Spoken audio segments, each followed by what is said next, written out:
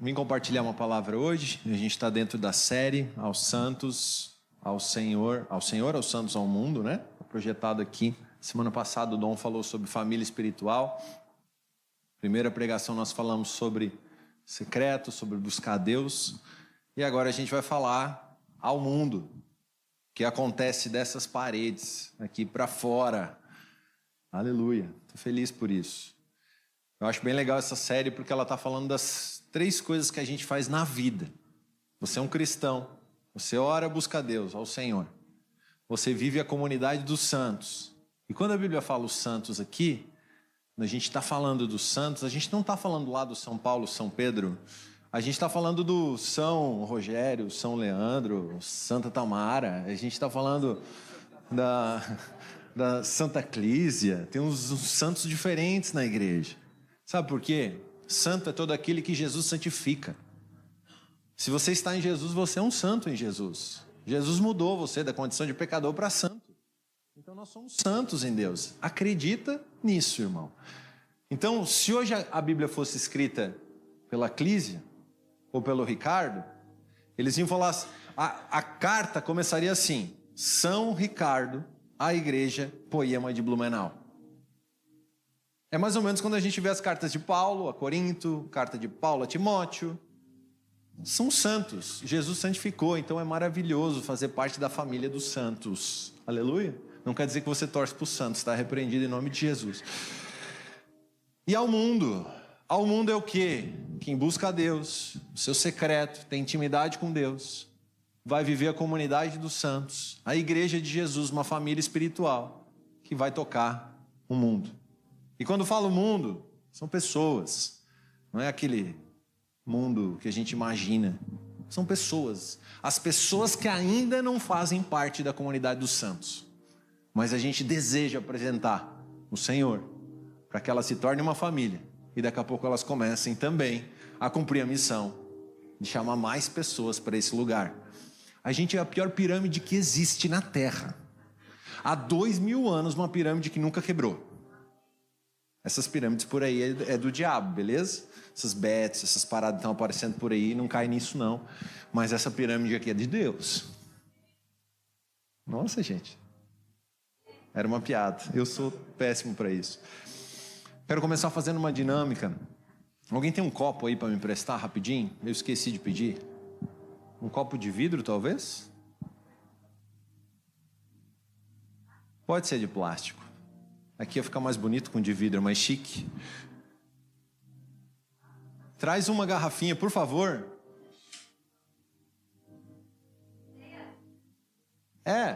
Pode ser. Tá babada essa? Ah, mano. Deixa eu pegar a minha, então. Tudo bem que a gente é uma família, mas não é pra tanto também, né? Tá tudo certo.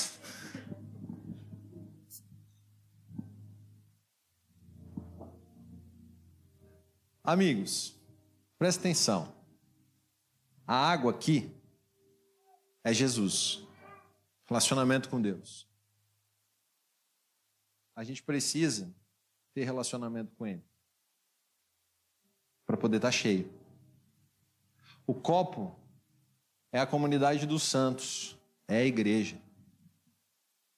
E a gente, o envio que Jesus quer de cada um de nós, é que a gente transporte a presença de Jesus até o mundo.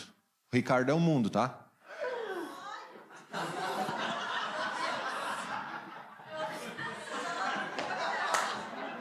Está batizado em nome do Pai, do Filho e do Espírito Santo.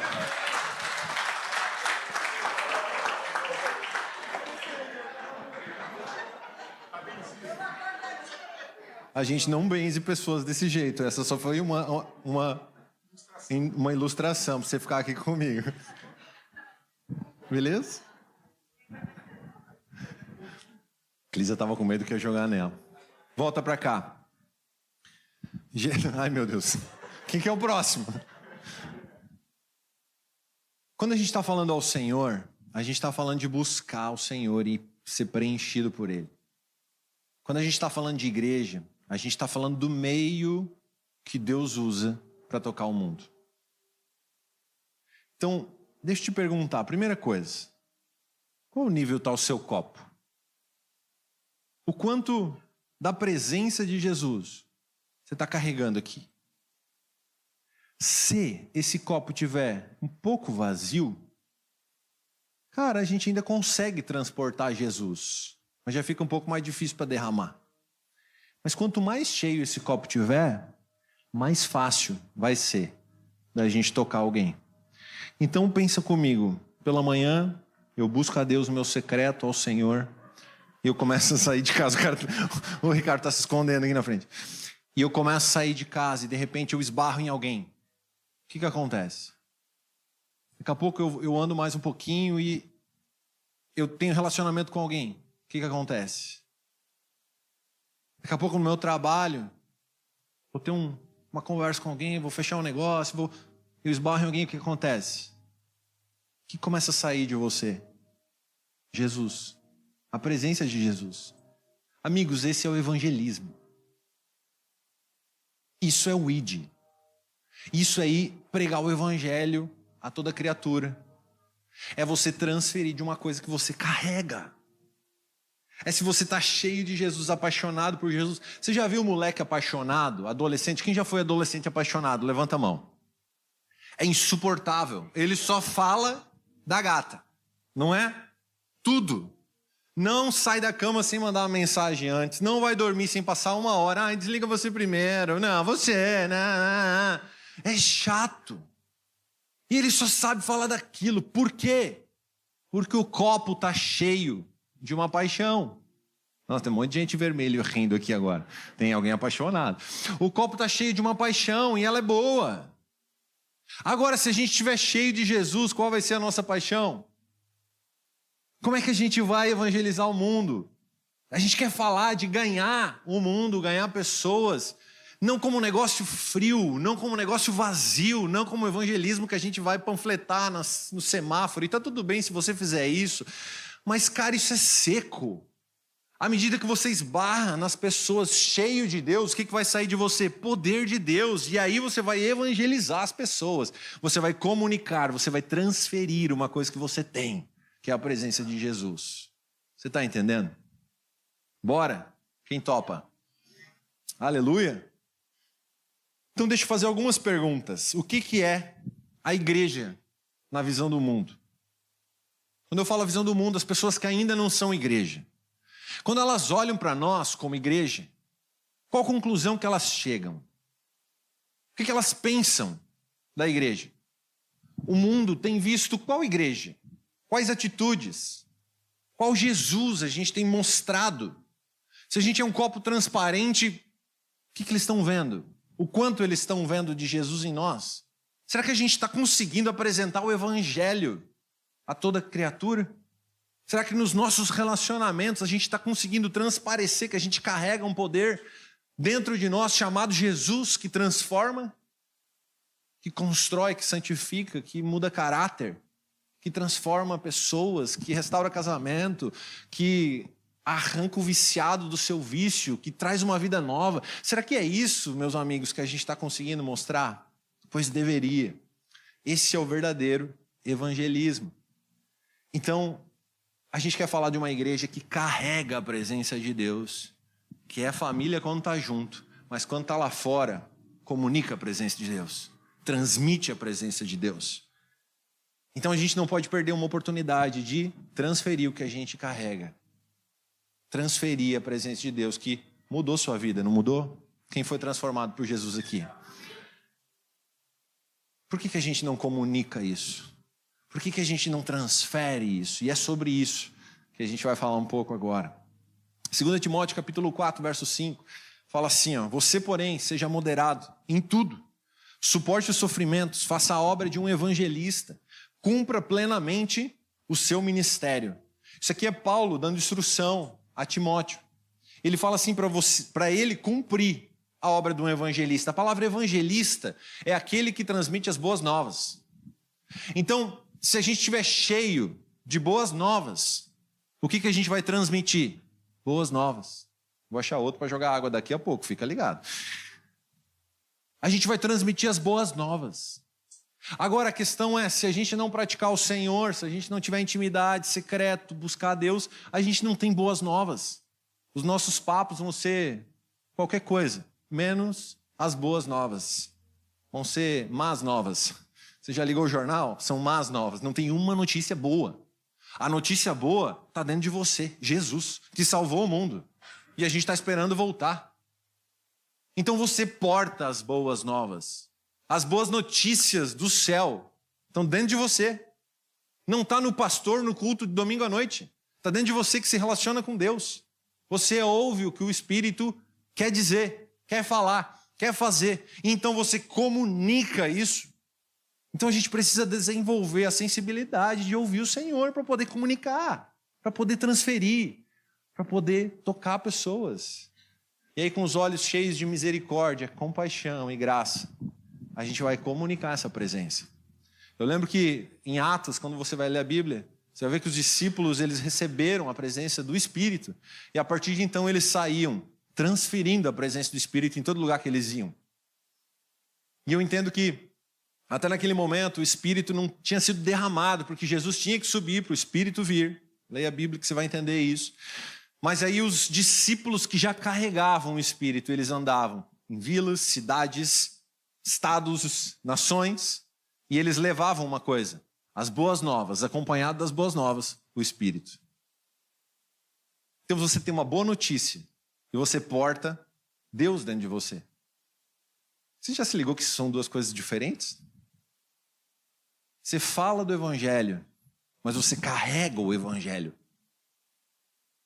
É sério. Jesus habita dentro de você.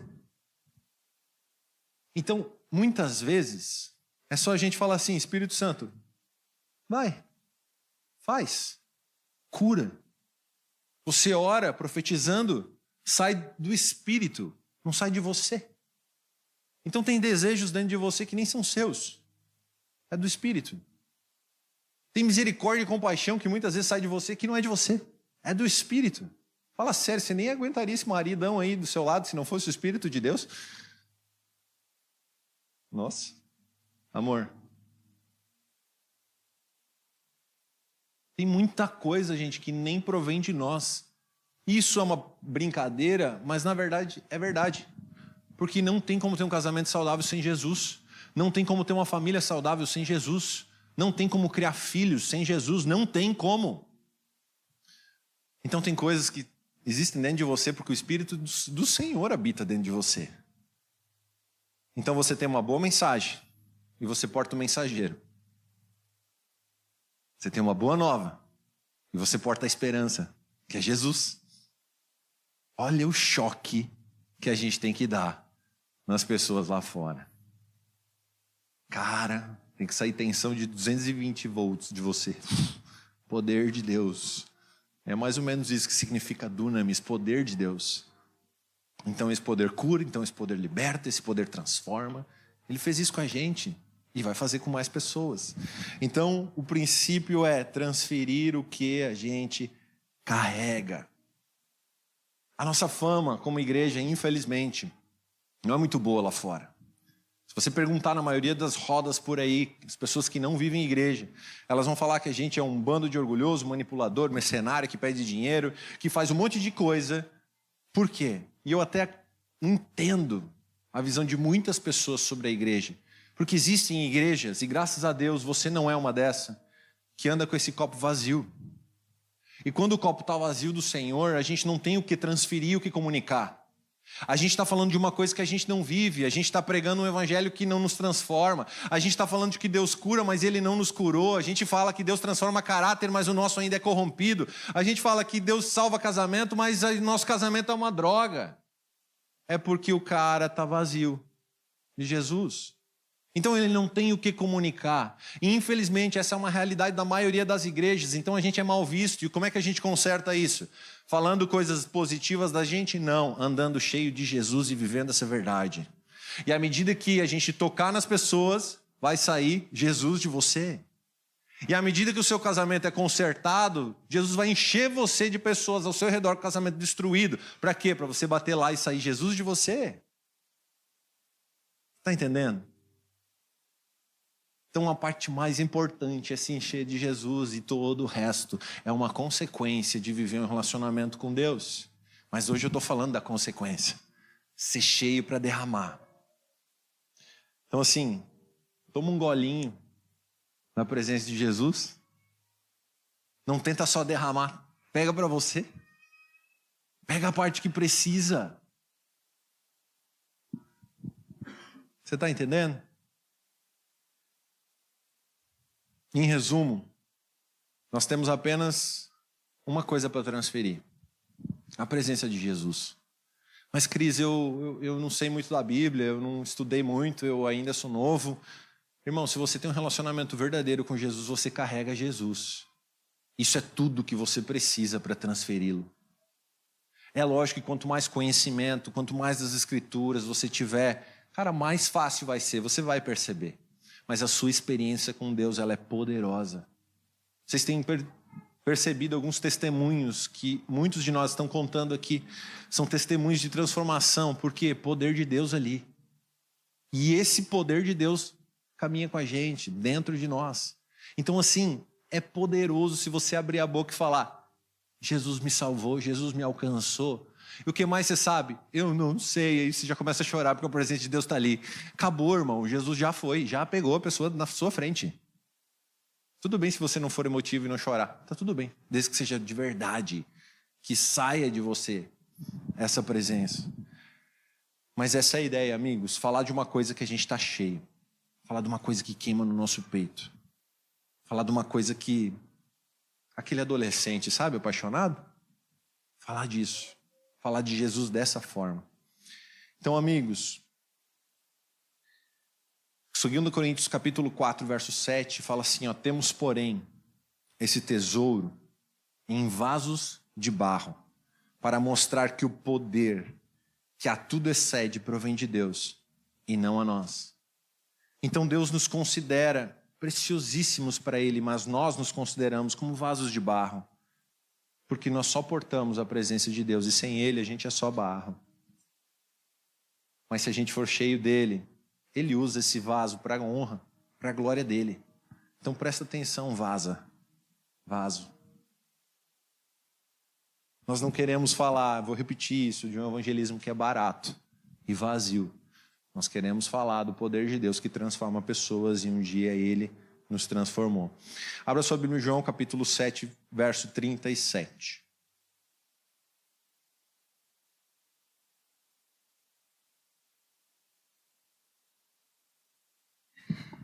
A igreja está toda molhada, parece que choveu dentro.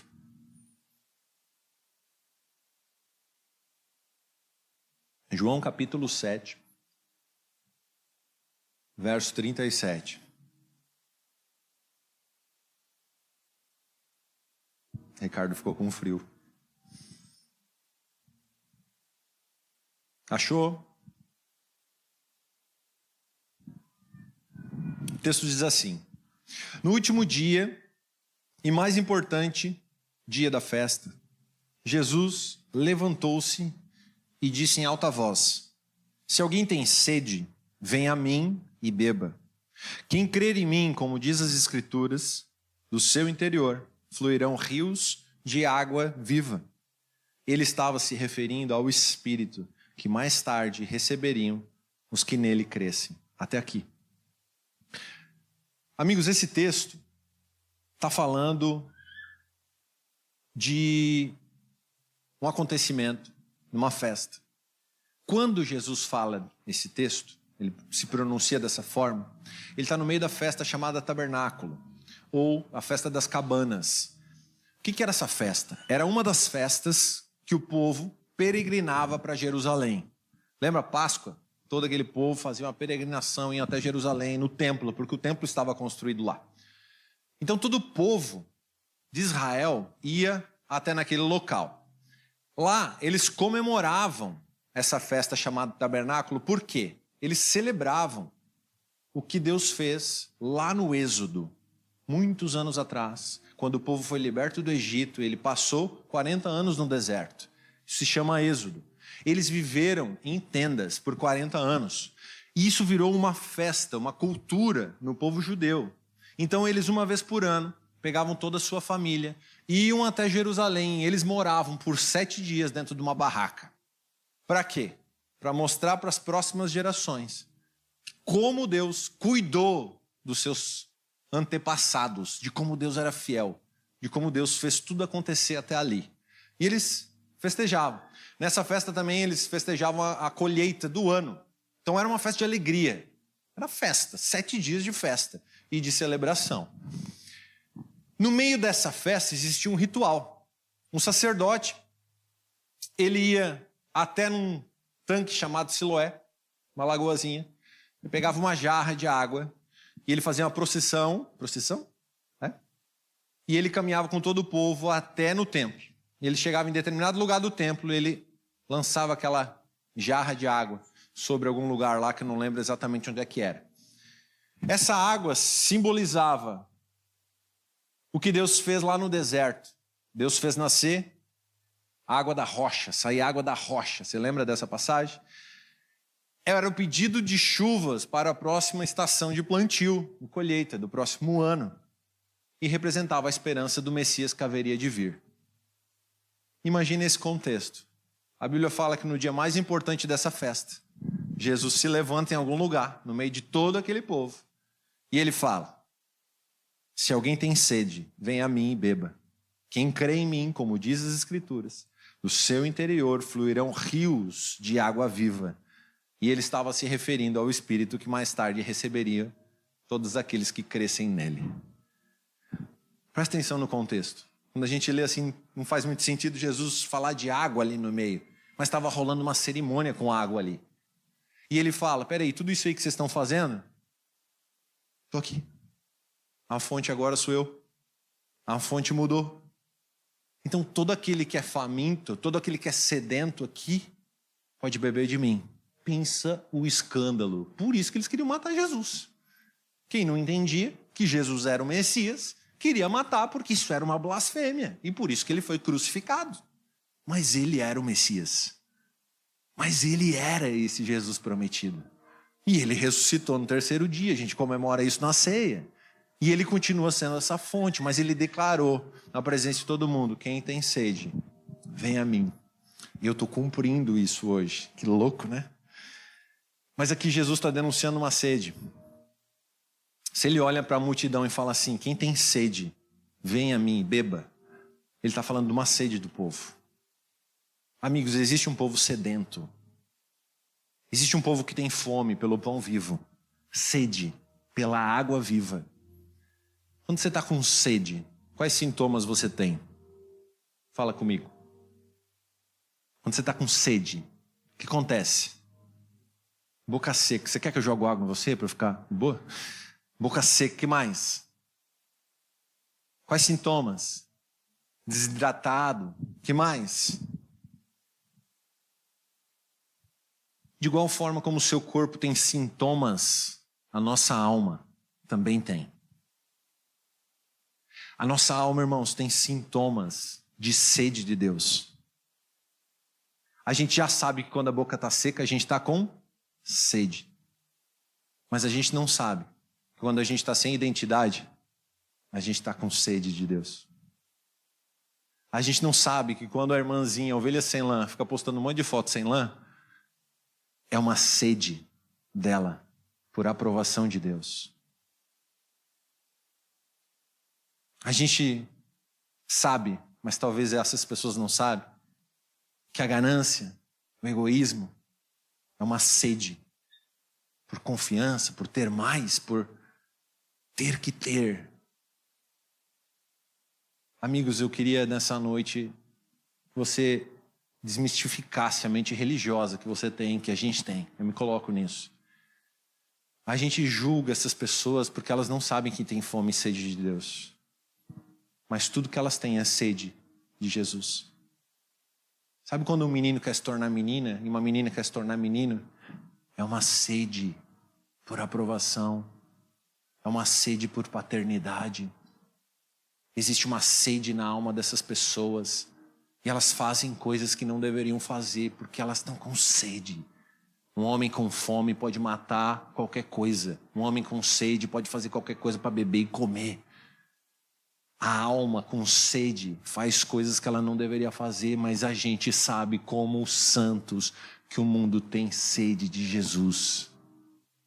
Isso são sintomas de sede de alma, sede no espírito. E deixa eu te falar uma coisa. Você é aquele que carrega a água que mata a sede dessas pessoas. Jesus nunca mandou a gente sair do mundo. Ele falou ao contrário. Eu sou a luz do mundo, vocês são o sal do mundo, então vocês vão até o mundo com a presença e vocês matam a sede dos famintos. Igreja, em nome de Jesus, vamos encher os nossos olhos de compaixão pelos sedentos. Ali para fora, se você olhar, é uma terra rachada e seca, interior do Nordeste, que está clamando por água. Eles não sabem qual é essa água, mas você sabe qual é essa água. Essa água é Jesus. Então você tem um monte de água para jogar nessas pessoas. Você tem água viva para derramar sobre elas. Você tem a cura que ela precisa, você tem o bálsamo que ela precisa, você tem a paz que excede todo entendimento que ela precisa. Você tem dentro de você. Você tem na sua casa. A gente tem aqui, olha a sensação que você está tendo no seu espírito, aqueles que estão entendendo agora. O mundo precisa receber disso através de você. Vamos lá. Isso é evangelizar. Tudo isso é um vazio, tudo isso é uma sede, tudo isso é um desespero. Davi identificou isso no coração dele. Salmo 42, verso 1, ele falou assim: como a corça anseia por águas correntes, a minha alma anseia por ti, ó Deus. A minha alma tem sede de Deus, do Deus vivo. Quando eu poderei entrar e me apresentar-me a Deus? Cara, Davi não tinha a presença do Espírito como nós temos hoje, é diferente. O Espírito foi derramado depois que Jesus passou sobre a terra. O que Jesus está falando naquela festa, ele falou assim: a água que vocês vão beber se chama Espírito Santo, que eu ainda vou derramar sobre vocês. Então, peraí. Se Davi conseguiu identificar, existe um clamor há 1000 anos antes de Jesus vir sobre a terra, por que a gente não tem esse clamor, dessa sede absurda da parte de Deus?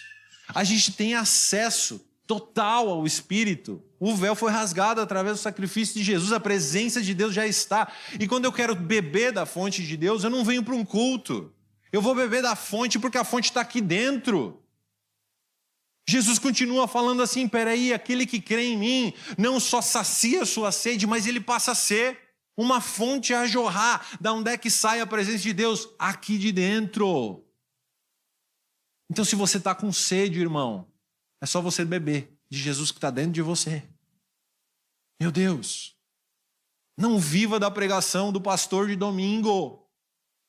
Não viva do louvor de domingo. Viva da presença de Jesus que está dentro de você. Beba dele, é de graça. Você não precisa nem dizimar para isso, depois você vai aprender essas coisas. É de graça, porque está dentro de você. E depois que você beber, joga água assim no Ricardo. Depois que você beber, virou uma fonte. Depois que você estiver apaixonado pela água, você não sabe mais falar de outra coisa. Jesus começa a te separar. Ele começa a te enviar. E o seu envio pode ser diferente do meu. O meu copo nessa noite, eu busquei a Deus essa semana e eu me enchi. E então eu vim aqui com o meu copo, que hoje é uma pregação, e estou entregando, despejando em vocês o que eu recebi de Deus. Quando você sair daqui, o seu copo está cheio. Eu não sei qual que é o seu copo, mas o seu copo pode ser a sua profissão, a sua vocação, seus dons, seus talentos. Então você tem um meio pelo qual você vai levar Jesus até as pessoas, e não precisa ser um culto. Pode ser as coisas que você faz no seu dia a dia. Até porque as pessoas que você toca e conhece eu não conheço, elas não vão vir para cá. Talvez não venham, nunca, mas você está lá. Então é você, através do seu dom, da sua vocação e do seu talento, vai levar Jesus até lá. Esse é o evangelismo. Então eu estou servindo você com o meu dom e com o meu talento nessa noite. Sirva amanhã outras pessoas com o seu dom e com o seu talento. É disso que a gente está falando, de ganhar pessoas com o que Jesus nos deu. Aleluia. Eu queria que você fechasse seus olhos rapidinho, não vou jogar água em ninguém, fica tranquilo. O Ricardo não fechou o olho.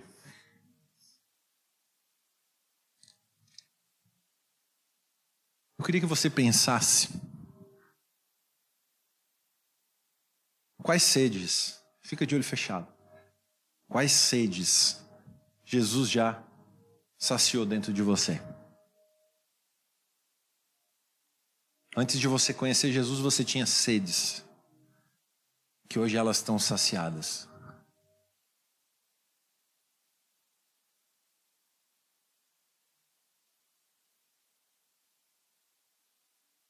Pode abrir seus olhos. Se você achou algumas respostas dessas, eu queria te provocar. Tem muita gente ao seu redor com a mesma sede. Eu queria te provocar a levantar a cabeça e não ser o agente 007 do reino de Deus. Porque você porta água. Você porta Jesus. A mesma sede que saciou a sua sede. E talvez você ainda tenha sedes e você tem que beber. E a gente vai ter que beber o resto da vida.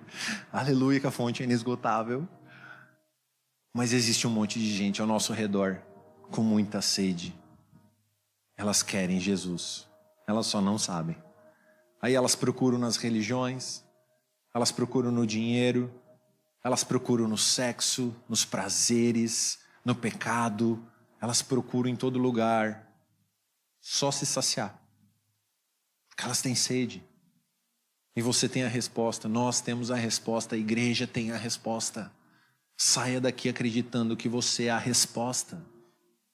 Jesus está dentro de você para ser a resposta para o mundo. Sabe, tem uma frase muito famosa, se eu não me engano, é de Billy Graham. Que ele fala que evangelizar é quando um mendigo acha pão em algum lugar. E ele sai correndo, desesperadamente, procurando seus outros amigos que são mendigos e fala, eu achei pão, então vamos lá comer. Amigo, você já encontrou da água viva. Saia desesperadamente falando, eu tenho água viva. Só que o grande segredo é que você não leva os amigos para lá. A água vai com você. A fonte vai com você. Agora, tem uma chamada aqui. Jeremias, capítulo 2, verso 13. Ele profetizou ao povo de Israel, em um determinado momento, mais ou menos 600 anos antes desse acontecimento, o seguinte: o meu povo cometeu 2 crimes e me abandonaram, a mim, a fonte de água viva, e cavaram suas próprias cisternas rachadas que não retêm água. Cuide, em nome de Jesus, para não cavar cisternas próprias. A fonte é Jesus. Essas cisternas que a gente cava são rachadas. A confiança é rachada. A confiança em bens é uma cisterna rachada. Tem muito lugar que a gente coloca muito esforço da nossa vida e é rachado. Presta atenção. Existe uma fonte de água que é inesgotável, desde que você ache a fonte certa, e a fonte é Jesus. Então onde você está colocando a sua força? O mundo está bebendo de qual água? Presta atenção que o mundo está cavando as suas próprias cisternas. Tem alguém que tem que alertar o mundo. Tem o mundo inteiro colocando toda a sua força, cavando seus próprios poços para beber das suas próprias águas. Só que isso é vazio e rachado. A gente tem a fonte. Você é a fonte. Fala, eu sou a fonte. Tem muita gente com sede dessa água. Então olha que doido. Eu já vou acabar. De sedento, nós nos tornamos fonte. Cheio de Deus. Saindo por aí, esbarrando, sem muito esforço. Derramando a presença de Deus. Essa é a missão da igreja. Nós somos santificados para salvar. Nós temos relacionamento com Deus para apresentar um Deus ao mundo. Nós somos uma família que vive unidade